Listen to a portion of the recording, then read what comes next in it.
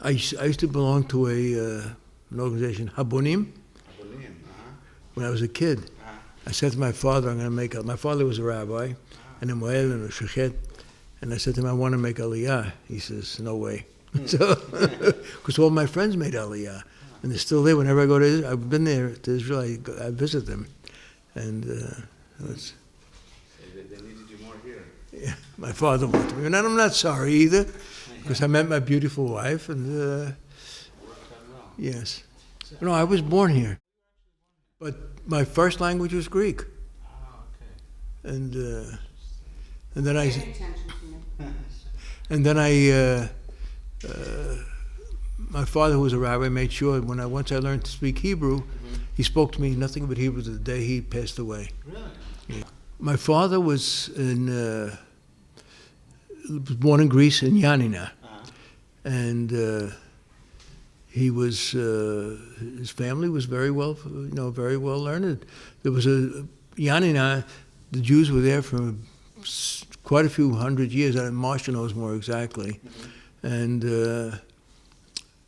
they had a rabbi in Janina, and he died. And they chose my father to become a rabbi. So they sent him to Salonika.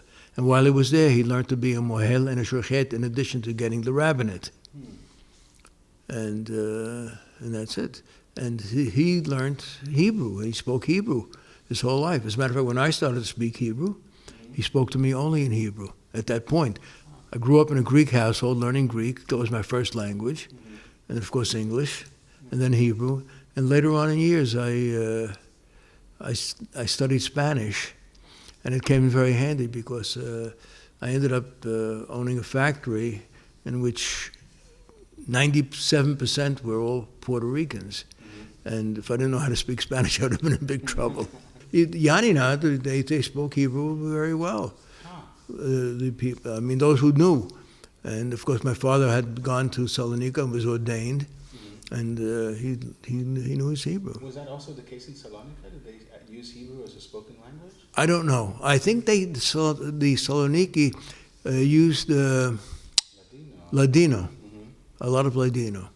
And that I know for a fact because I belong to the Sephardic temple in Cedarhurst, which is a Spanish synagogue, which is the closest thing to a Romaniote thing. And so that's the synagogue that I go to every Shabbat and holidays.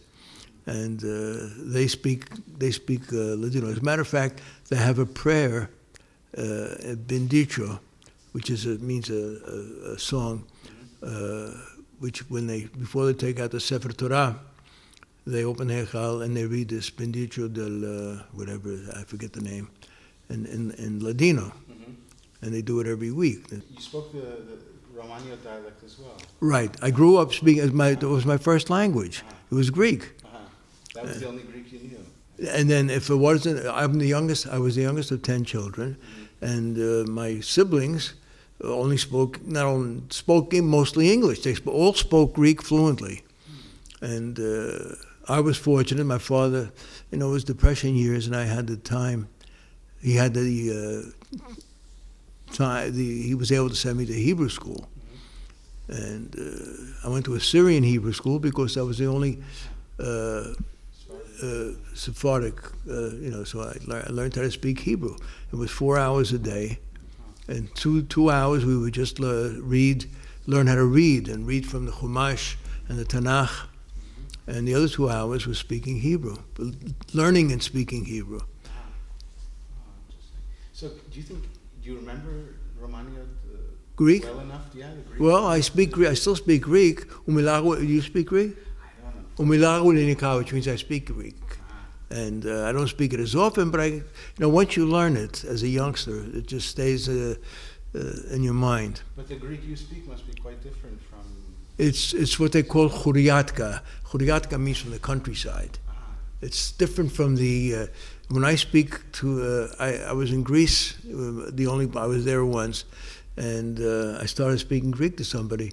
He says, Abuta Janina, you're from Janina? They knew the dialect. I guess the way we know a southern accent or a western accent, they knew exactly so Abuta Janina, you're from Janina?